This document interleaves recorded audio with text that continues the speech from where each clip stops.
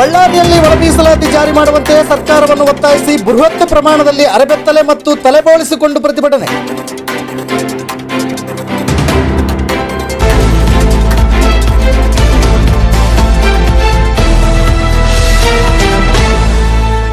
S ವೀಕ್ಷಕರ, ದಿನಾಂಕ August 1ರಂದು Ballari ಜಿಲ್ಲೆ ಬಳ್ಳಾರಿ ಪಟ್ಟಣದಲ್ಲಿ ಭಾರತ ಸರ್ವೋಚ್ಚ ನ್ಯಾಯಾಲಯವು ಆಗಸ್ಟ್ 1, 2024ರಲ್ಲಿ ಆಯಾ ರಾಜ್ಯ ಸರ್ಕಾರಗಳು ಒಳ ಮೀಸಲಾತಿಯನ್ನು ಜಾರಿಗೊಳಿಸುವಂತೆ ಆದೇಶ ಹೊರಡಿಸಿ 1 ವರ್ಷ ಕಾಲ ಕಳೆದರೂ ಆಯಾ ರಾಜ್ಯದಲ್ಲಿ ದತ್ತಾಂಶ ಇದ್ದರೆ ಮಾದಿಗ ಜಾತಿ ಮತ್ತು ಉಪಜಾತಿ ಸಂಬಂಧಿತ ಜಾತಿಗೆ ಒಳ ಮೀಸಲಾತಿ ಜಾರಿ ಮಾಡುವಂತೆ ಆದೇಶದ ಅನ್ವಯ ರಾಜ್ಯ ಸರ್ಕಾರ 1 ವರ್ಷ ಕಾಲ ಸುದೀರ್ಘವಾಗಿ ಕಾಲಹರಣ ಮಾಡಿ ದತ್ತಾಂಶ ಇದ್ದರೂ ಕೂಡ ಒಳ ಮೀಸಲಾತಿ ಜಾರಿ ಮಾಡದಿಲ್ಲದಿರುವುದನ್ನು ಖಂಡಿಸಿ ದಲಿತ ಪರ ಸಂಘಟನೆಗಳ ಒಕ್ಕೂಟಗಳು ಆಕ್ರೋಶಗೊಂಡು ಬಳ್ಳಾರಿ ಜಿಲ್ಲೆಯ ಡಾಕ್ಟರ್ ಬಿ ಆರ್ ಅಂಬೇಡ್ಕರ್ ಸಂಘದ ಕಚೇರಿಯಿಂದ ಜಿಲ್ಲಾಧಿಕಾರಿ ಕಚೇರಿಯವರೆಗೆ ಒಳ ಮೀಸಲಾತಿ ಜಾರಿ ಮಾಡಲೇಬೇಕೆಂದು ಒತ್ತಾಯಿಸಿ ತಲೆಬೋಳಿಸಿಕೊಂಡು ಮೆರವಣಿಗೆ ಮಾಡಿದರು.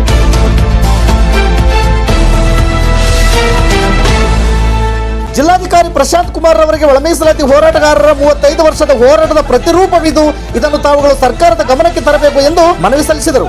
ಹಾಗೆ ಒಳ ಮೀಸಲಾತಿ ಜಾರಿ ಮಾಡದೇ ಇದ್ದ ಪಕ್ಷದಲ್ಲಿ ಮುಂದಿನ ದಿನಮಾನಗಳಲ್ಲಿ ರಾಜ್ಯದ ತುಂಬಾ ತೀವ್ರವಾದ ಹೋರಾಟ ಮಾಡುತ್ತೇವೆ ಎಂದು ಸರ್ಕಾರಕ್ಕೆ ಎಚ್ಚರಿಕೆ ನೀಡಿದರು. ಈ ಸಂದರ್ಭದಲ್ಲಿ ಬಳ್ಳಾರಿ ಜಿಲ್ಲೆಯ ಎಲ್ಲ ತಾಲೂಕುಗಳ ಹಾಗೂ ಬಳ್ಳಾರಿ ನಗರದ ಎಲ್ಲ ವಾರ್ಡುಗಳ ದಲಿತ ಪರ ಸಂಘಟನೆಗಳು, ದಲಿತ ಪರ ಮುಖಂಡರು, ದಲಿತ ಪರ ಯುವಕರು ಭಾಗಿಯಾಗಿದ್ದರು. ಈ ಸಂದರ್ಭದಲ್ಲಿ ದುರ್ಗಪ್ಪ ಎಂಆರ್ಎಸ್ಪಿ ಮುಖಂಡರು ಮತ್ತು ಬಿಇ ರಾಜೇಶ್, ಪ್ರಸಾದ್, ಹೊಸಯರ್ಗುಡಿ, ಶಿವಶಂಕರ್, ಅರುಣಾಚಲಂ, ಷಣ್ಮುಖ, ಧನರಾಜ್ ಟಿ, ಹುಲಿರಾಜ್, ಹರಿವಾಣ ಮಲ್ಲಿ, ಕುಮಾರ್ ಭಂಡಾರಿ, ಮಾರಣ್ಣ, ಅಸುಂಡಿ ಪ್ರತಾಪ್, ಹುಲಿಯಪ್ಪ ಕಪ್ಪಗಲು ಸೇರಿದಂತೆ ಸಾವಿರಾರು ಸಂಖ್ಯೆಯಲ್ಲಿ ದಲಿತ ಪರ ಸಂಘಟನೆ ಮುಖಂಡರು, ಯುವಕರು ಉಪಸ್ಥಿತರಿದ್ದರು. ವರದಿಗಾರರು ಧನರಾಜ್ ಕುರಿಯರ್, ಇದು ಗರುಡ ನ್ಯೂಸ್. ನಾನು ಮಲ್ಲೇಶ್ ಕಮತೂರು.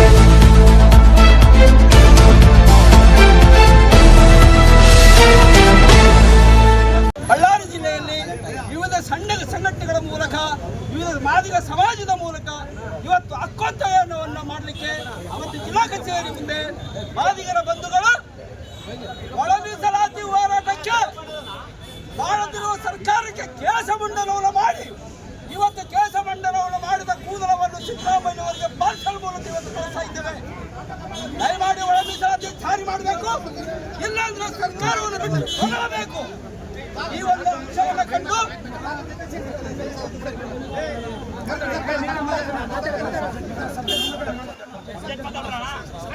ಈ ಒಂದು ಒಳ ಮೀಸಲಾತಿ ಮಾಡದ ಸರ್ಕಾರದ ವಿರುದ್ಧವಾಗಿ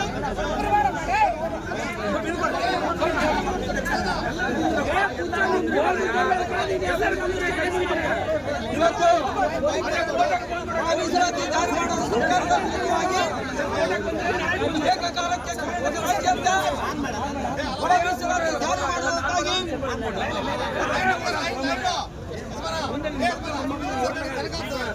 ಮಾನವ ಸರಬರಾಜು ಮಾಡ್ರಿ. ಏನ್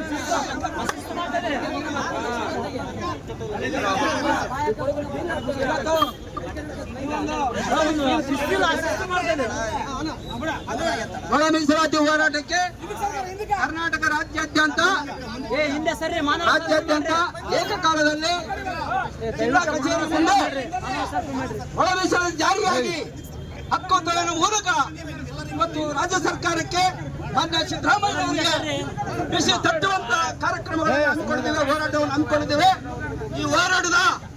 ಈ ಹೋರಾಟದ ಉದ್ದೇಶ ಒಂದೇ, ಒಳ ಮೀಸಲಾತಿ ಜಾರಿ ಮಾಡದಿದ್ದರೆ ಕುರ್ಚಿ ಖಾಲಿ ಮಾಡಿ ಸಿದ್ದರಾಮಯ್ಯವರು ಮನೆಗೆ ಹೋಗ್ಬೇಕು.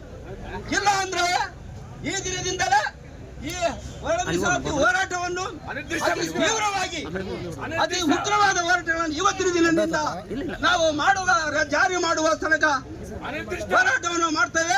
ಮುಂದಿನ ದಿನಗಳಲ್ಲಿ ಸರ್ಕಾರಕ್ಕೆ ಹೆಚ್ಚಿನ ಸಂಖ್ಯೆಯಲ್ಲಿ ನಮ್ಮ ಮಾದಿಗರು ಬಂದು ನಿಮ್ಮ ವಿಧಾನಸೌಧಕ್ಕೆ ಮುತ್ತಿಗೆ ಹಾಕುವ ಸಂದರ್ಭ ಕೂಡ ಬಂದಿದೆ. ಒಳ ಮೀಸಲಾತಿ ಜಾರಿ ಮಾಡುತ್ತಿದ್ದಾರೆ. ನಮ್ಮ ಮಾದಿಗ ಸಮಾಜದ ತೀವ್ರವಾದ ಉಗ್ರವಾದ ಹೋರಾಟವನ್ನು ಮಾಡಿ ಸರ್ಕಾರಕ್ಕೆ ಹಾನಿ ಮಾಡುವಂತ ಕೆಲಸವನ್ನು ನಾವು ಕೈಗೊಳ್ಳುತ್ತೇವೆ ಅಂತ ಹೇಳಿ ಎಚ್ಚರಿಕೆಯನ್ನು ಕೊಡ್ತಾ ಈ ಹೋರಾಟದ ಬಂದಿರತಕ್ಕಂಥ ಎಲ್ಲ ಸಮಾಜದ ಬಂಧುಗಳಿಗೂ ದಲಿತ ಪರ ಸಂಘಟನೆಗಳ ಒಕ್ಕೂಟಕ್ಕೆ ಕೂಡ ನಾನು ಧನ್ಯವಾದ ನೀಡಿಸ್ತೀನಿ. ನನಗೆ ಅವಕಾಶ ಕೊಟ್ಟಂತ ಎಲ್ಲರಿಗೂ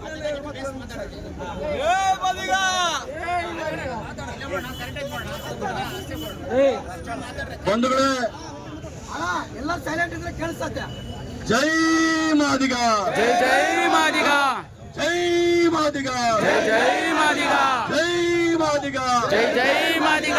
ಜಾರಿಯಾಗಲಿ, ಜಾರಿಯಾಗಲಿ, ಒಳ ಮೀಸಲಾತಿ ಜಾರಿಯಾಗಲಿ, ಜಾರಿಯಾಗಲಿ, ಜಾರಿಯಾಗಲಿ, ಒಳ ಮೀಸಲಾತಿ ಜಾರಿಯಾಗಲಿ, ಜಾರಿಯಾಗಲಿ, ಜಾರಿಯಾಗಲಿ. ಒಳ ಮೀಸಲಾತಿ ಜಾರಿಯಾಗಲಿ. ಬಂಧುಗಳೇ, ಈಗಾಗಲೇ ಕಳೆದ 35 ವರ್ಷಗಳಿಂದ ಈ ರಾಜ್ಯದಲ್ಲಿ ಪರಿಶಿಷ್ಟ ಜಾತಿಗಳಾಗಿ ಒಳ ಮೀಸಲಾತಿಯನ್ನ ಕೊಡಬೇಕಂತೇಳಿ 35 ವರ್ಷಗಳಿಂದ ಹೋರಾಟ ಮಾಡ್ತಾ ಬಂದಿದ್ದೀವಿ. ಒಂದು ಹಂತದ ಹೋರಾಟ ಅಲ್ಲ, ಹಲವಾರು ಹಂತದ ಹೋರಾಟ ಆಯ್ತು.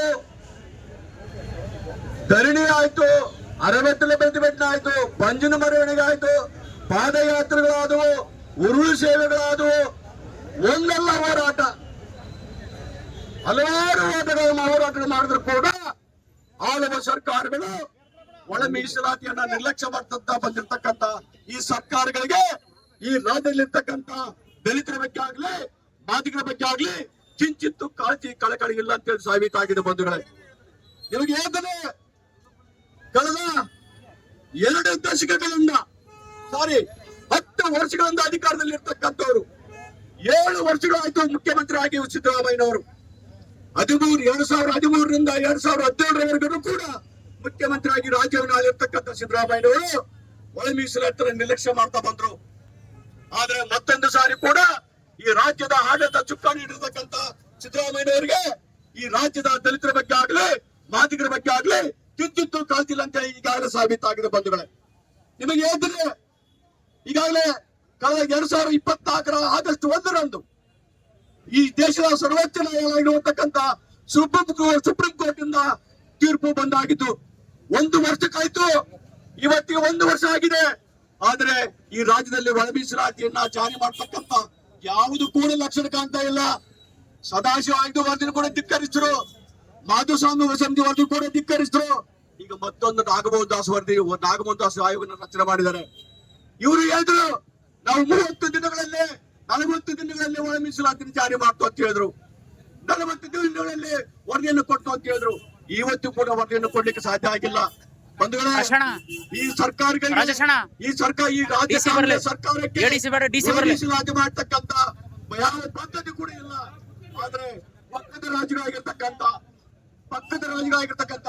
ತೆಲಂಗಾಣ ಆಗಿರ್ಬೋದು, ಆಂಧ್ರ ಪ್ರದೇಶ ಆಗಿರ್ಬೋದು, ಹರಿಯಾಣ ಆಗಿರ್ಬೋದು, ಪಂಜಾಬ್ಗಳಲ್ಲಾಗಿರ್ಬೋದು, ಎಲ್ಲಾ ರಾಜ್ಯಗಳಲ್ಲೂ ಕೂಡ ಒಳ ಮೀಸಲಾತಿಯನ್ನು ಜಾರಿ ಮಾಡಿದ್ದಾರೆ. ಆದ್ರೆ 35 ವರ್ಷಗಳಿಂದ ರಾಜ್ಯದಲ್ಲಿ ಮಾದಿಗರು ಹೋರಾಟ ಮಾಡ್ತಾ ಇದ್ದಾರೆ. ಆದ್ರೆ ವಿರೋಧ ಆಗಿರ್ತಕ್ಕಂಥ ಸರ್ಕಾರ ಒಳ ಮೀಸಲಾತಿಯನ್ನು ಜಾರಿ ಮಾಡಬೇಕು. ಈ ತಿಂಗಳು 16ನೇ ತಾರೀಕು ಅಧಿವೇಶನ ಪ್ರಾರಂಭ ಆಗುತ್ತೆ. ಅಧಿವೇಶನ ಪ್ರಾರಂಭ ಆಗುತ್ತೆ. 16ನೇ ತಾರೀಕು ಒಳಗಡೆ ಒಳ ಮೀಸಲಾತಿಯನ್ನು ಜಾರಿ ಮಾಡುವುದು ಮುಂದಿನ ದಿನಗಳಲ್ಲಿ ಈ ರಾಜ್ಯದಲ್ಲಿ ಕಾಂಗ್ರೆಸ್ ಸರ್ಕಾರವನ್ನ ನಿರ್ಣಯ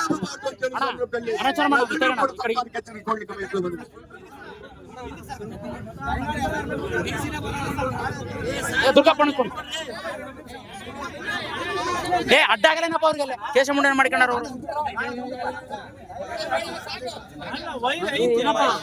ಅದೇ ಅದೇ ಅದೇ